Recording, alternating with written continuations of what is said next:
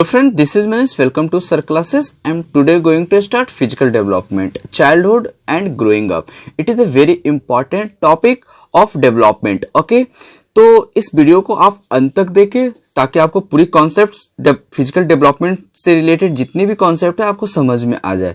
और सब्सक्राइब करें my channel sir classes को और प्रेस करें बेल आइकन को ताकि आपको सही समय पर वीडियो मिल सके। तो स्टार्ट करते हैं वीडियो को। आज हम बात करेंगे स्टेजेस ऑफ डेवलपमेंट में फिजिकल डेवलपमेंट के बारे में। ठीक है, तो इससे पहले हम लोगों ने जाना कि एक बच्चे में जब जन्म लेता है तो ग्रोथ और डेवलपमेंट में क्या डिफरेंशिएट होता है, तो उसको हम लोग फिर से एक बार रिवीजन कर देते हैं कि ग्रोथ होती क्या है।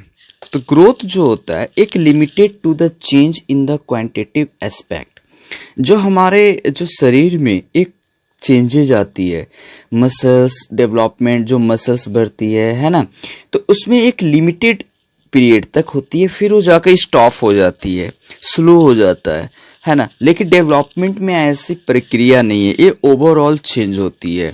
ठीक है, तो डेवलपमेंट तब तक होती है जब तक आप डेथ ना कर जाओ, ग्रेवयार्ड में ना चले जाओ, उस कंडीशन तक क्या होती है, डेवलपमेंट होते रहती है। तो development, you can say that development is continuous from birth till death. Okay, तो अब ग्रोथ में क्या होती है कि growth related to physical and mental maturity. तो ग्रोथ क्या है, फिजिकल एंड मेंटल मैच्योरिटी से रिलेटेड है। तो इसमें जो चेंजेज आएंगे वो कुछ स्पेशल पार्ट्स, मसल्स, ये सभी चीजें में, इंटरनल ऑर्गन्स वगैरह में हो सकते हैं। लेकिन जो डेवलपमेंट है उसमें ओवरऑल चेंज आती है। ठीक है, तो इसमें अब हम बात करें, जैसे ये development related to environment, it's not only change into physical, mental, emotional and social development, moral development, social, moral, these are related to environment. Environment बोले तो कहने का मतलब ये हुआ कि आप समाज में रहते हैं तो समाज से बहुत सारे चीजें सीखते हैं, उसी में हम बात करते हैं आज फिजिकल डेवलपमेंट की। फिजिकल डेवलपमेंट क्या होता है? Physical development refer to an increase in body size. ये रेफर करता है बॉडी की साइज को इंक्रीज करता है। ठीक है, लेंथ, ठीक है, लेंथ हो गया, लेंथ, हाइट, वेट, इससे भी जो होती है साइज में, ऑर्गन्स में जो इंक्रीजमेंट आती है ना, उसको हम लोग बोल सकते हैं फिजिकल डेवलपमेंट में चेंजेस। ठीक है, आप देख सकते हैं यहाँ पर। ओके, नेक्स्ट बात करते हैं physical development start from the womb of mother. Mother की गर्भाशय से ही फिजिकल डेवलपमेंट स्टार्ट हो जाती है, which is called parental development period, जिसको हम लोग क्या कहते हैं, पेरेंटल डेवलपमेंट पीरियड। ठीक है, parental development period. Psychologists identified following 4 area of behavior which have great impact of physical development. Psychologist ने बोला है 4 एरिया बताए हैं फिजिकल डेवलपमेंट का। वो एरिया क्या क्या है देखते हैं। पहला है नर्व सिस्टम, दूसरा है ग्रोथ इन मसल्स, तीसरा है आपका एंडोक्राइन ग्लैंड्स, और फोर्थ जो है टोटल फिजिकल स्ट्रक्चर। तो एक एक करके समझ लेते हैं क्या होती है। तो नर्व सिस्टम जो होता है, child's emotional behaviours is directly related to his comprehensive level. He enjoy the social acceptance of his behaviour which is related to others thought, feelings and emotions. इसमें बात करते हैं कि नर्व सिस्टम जो होता है हमारे नर्वस सिस्टम से जुड़े होते हैं। इसमें जो होता है इमोशनल बिहेवियर से डायरेक्टली रिलेटेड होते हैं, जिसमें बच्चे क्या करते हैं कि दूसरे की थॉट, अपनी थॉट, फीलिंग्स, इमोशंस को शेयर या गेन करते हैं नर्व सिस्टम में। दूसरा जो डेवलपमेंट होता है ग्रोथ इन मसल्स। तो डेवलपमेंट जो फिजिकल, जैसे मसल्स में क्या हो गया कि जब आप खेलते हो, कोई काम करते हो, तो आपके मसल्स में क्या होती है, डेवलपमेंट आती है। इसको हम लोग ग्रोथ इन मसल्स कैटेगरी में डालेंगे। फिर हम बात करते हैं जो थर्ड स्टेज साइकोलॉजिस्ट ने डिफाइन किया था एरियाज, वो था एंडोक्राइन ग्लैंड्स। इसमें जो new changed behaviour reflect due to the change in endocrine gland. जो हमारे अंदर न्यू बिहेवियर आते हैं, सिम्टम्स मिलते हैं हमारे चेहरे पर, बाल उग जाना, है ना। तो मसल्स, वॉइस, साउंड चेंज होना, ये सभी जो होती है चेंजेस, ये सभी एंडोक्राइन ग्लैंड से होती है, types of glands. Second next जो था total physical structure. Total physical structure include physical construction, length, weight, physical rations and common physical figures. Good health is the base of proper physical development. अगर आप कहा जाता है कि जैसा आप खाएंगे वैसा आपके शरीर बनेगा, यानी health is wealth, health is wealth, स्वास्थ्य धन है। तो कहने का मतलब है कि अगर आप अच्छे से टाइमली खाते हैं तो आपकी फिजिकल जो डेवलपमेंट होगी वो काफ़ी अच्छी होगी। आपकी कंस्ट्रक्शन, शरीर की बनावट, लेंथ, वेट, इससे भी अच्छी होगी। तो ये टोटल फिजिकल स्ट्रक्चर में आएंगे। अब बात करते हैं हम लोग लॉ ऑफ फिजिकल डेवलपमेंट का। तो इसमें लॉ दिया गया था, लॉ ऑफ सेफेलोकार्डियल डेवलपमेंट। ये क्या होता है समझ लेते हैं। लॉ ऑफ सेफेलोकार्डियल डेवलपमेंट जो होता है, इसमें पहले हेड का डेवलपमेंट होता है। According to this law, firstly head develop and after that abdomen, उसके बाद abdomen, hands, legs are develop, है ना। इससे भी चीजें मतलब सर से लेके पांव तक, यानी from head to foot, legs. अब बात करते हैं लॉ ऑफ साइकिल डेवलपमेंट के बारे में। लॉ ऑफ साइकिल डेवलपमेंट में देखेंगे, पहला जो साइकिल है वो बर्थ जो आपका 0 से 2 इयर्स को कहा जाता है, फर्स्ट साइकिल। इसमें इन्फेंसी होते हैं, उसको इन्फेंसी कहते हैं। इसमें जो बच्चे की डेवलपमेंट होती है काफी स्पीड होती है, ठीक है। तो इन्फेंसी 0 से 2 इयर्स को कहा गया है। इसमें जो डेवलपमेंट बच्चे की है दो स्पीड होती है। तो इसमें बेबी का जो टीथ आने का जो कंडीशंस होते हैं वो आपको मैं बता देता हूँ कि इसमें बच्चे की टीथ भी आते हैं, लेंथ और हाइट भी बढ़ती है। तो लेंथ जो होता है आपका, कि जो नॉर्मल टर्म जो होता है इन्फेंट का, पहला जो आपका 5 मंथ तक 30% के एज से बढ़ती है। फिर उसके बाद जब 12 तक देखेंगे, 5 महीने के बाद, तो उसको 50% बढ़ती है। इस तरह से ग्रोथ करता है, ठीक है। और एक चीज और यहाँ पर ध्यान देने वाली बात है कि बॉयज से जो होता है, बॉयज से लड़कियों में, गर्ल्स में इस बॉडी की जो डेवलपमेंट होती है वो काफी तेज रहती है, तेज गति से बढ़ती है, ठीक है। अब यहाँ पर हम लोग देखते हैं कि जो बच्चे में जो टीथ का जो कंडीशंस है वो आपका 5 से 9 मंथ में 2 टीथ आता है। लोअर फ्रंट वाला जो होता है ना टीथ, वो आता है। और जो अपर फ्रंट टीथ होता है वो 8 से 12 महीने में आ जाती है, उसमें भी 2 होता है।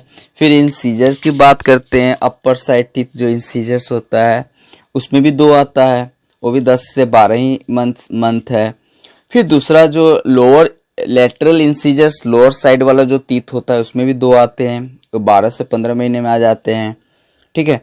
फिर 10 से 16 महीने में एक फर्स्ट मोलर टीथ आता है, बैक वाला, फर्स्ट बैक टीथ आती है, ठीक है।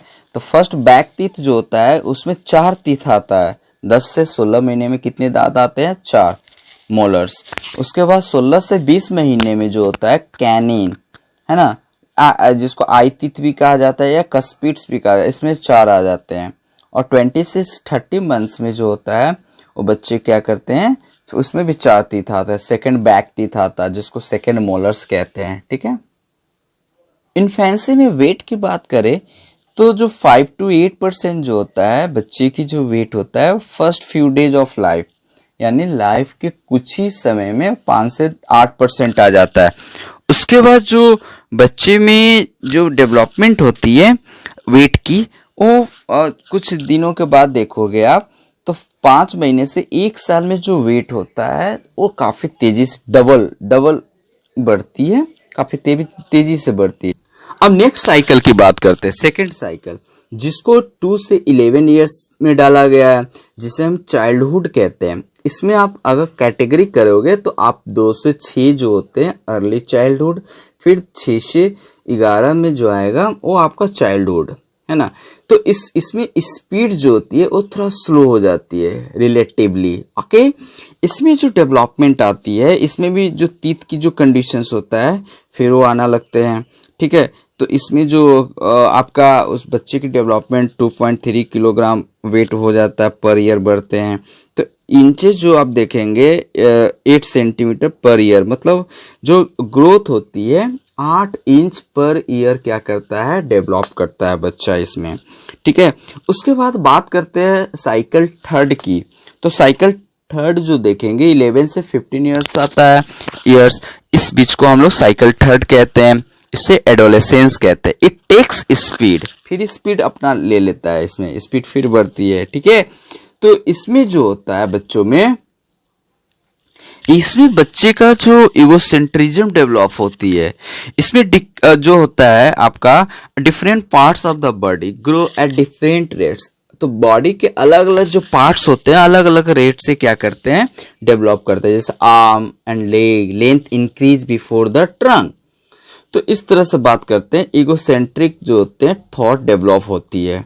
अहम मैं हूं, मैं जो कर रहा हूं, मैं जो सोच रहा हूं वो सब सही है। इसमें इगोसेंट्रिज्म, अपने आप में बच्चे रहना, अपने आप से बातें करना, ये सभी चीजें डेवलप होती है इसमें। Eruptions of 4 second back teeth, तो टीथ की भी कंडीशंस इसमें होती है। ठीक है, तो विजडम टीथ जिसको बोलते हैं, 4 विजडम टीथ आती है जिसको थर्ड मोलर टीथ कहते हैं। तो इसमें 4 विजडम टीथ आती है जिससे इस एज में आपका थर्ड साइकिल में क्या करता है, डेवलप होता है। उसके बाद फोर्थ साइकिल आ जाता है। तो इसमें जो होता है 15 से 18 ईयर्स में आप डाल सकते हैं, इसमें भी एडोलेसेंस, इसमें भी स्पीड जो होती है फिर जाके कम हो जाती है। तो इस तरीके से हम लोगों की अंदर फिजिकल डेवलपमेंट होती है। So you can see that first cycle of physical development, its speed is very high. In second cycle, speed is relatively slower, but in cycle again it takes speed, and in fourth cycle again speed becomes slow. It is clear that it's a different stage speed of physical development. ठीक है, तो इस तरीके से हम बात कर सकते हैं कि जो पहला जो साइकिल था उसमें स्पीड ज्यादा होती है, सेकेंड साइकिल जो होती है स्लो हो जाती है, थर्ड साइकिल जो होती है फिर बढ़ जाती है, फोर्थ साइकिल में क्या होता है फिर स्लो हो जाता है। ठीक है, तो कुछ साइकोलॉजिस्ट का हम लोग कोटेशन देख लेते हैं। उन्होंने क्या कहा, हरलॉक जी ने कहा था कि growth is rhythmic not regular. तो ग्रोथ क्या है कि रिदम है, रिदम का मतलब होता है कभी हाई कभी स्लो, ये कोई रेगुलर कंडीशन बेस पर नहीं चलती है। दूसरा, थैम्पसन ने कहे थे the human body does not grow in all direction at once. Human का बॉडी जो है एक ही बार में सभी डायरेक्शन में डेवलप नहीं करता है। चलिए, तो अब हम बात करते हैं सीटेट के कुछ क्वेश्चंस का। ठीक है, तो the most critical period it's acquisition and development of language is, तो मोस्ट क्रिटिकल पीरियड जो होता है डेवलपमेंट ऑफ लैंग्वेज, तो पहला क्वेश्चन का आंसर क्या होगा कि the most critical period if acquisition and development of language is early childhood period. Okay, इसमें हम लोग देखेंगे सबसे पहले कि अर्ली जो चाइल्डहुड होता है ये आपका पहला आंसर हो गया। ठीक है, नेक्स्ट हम लोग देखेंगे क्वेश्चंस कि how many cards and there for TAT. TAT को बोलते हैं थेमेटिक एप्रिसिएशन टेस्ट। इसमें कार्ड्स की संख्या कितनी होती है, तो आपका 30 होती है। ठीक है, अब नेक्स्ट हम लोग देखें important basics of operant conditioning in learning process is. तो important basis of operant conditioning in learning process क्या हो जाएगा आंसर इसका, आपका बताइए। तो हो जाएगा इसका आंसर रीइंफोर्समेंट। ओके, नेक्स्ट किसने कहा था, किसने कहा था कि growth is rhythmic not regular, तो हॉर्लक जी ने कहा था। किसने कहा था, हॉर्लक। ओके, नेक्स्ट आई होप आपको ये वीडियो समझ में आ गई होगी। अगर फिर भी किसी को कुछ डाउट है तो आप कमेंट बॉक्स में कमेंट करके आप पूछ सकते हैं। Thank you.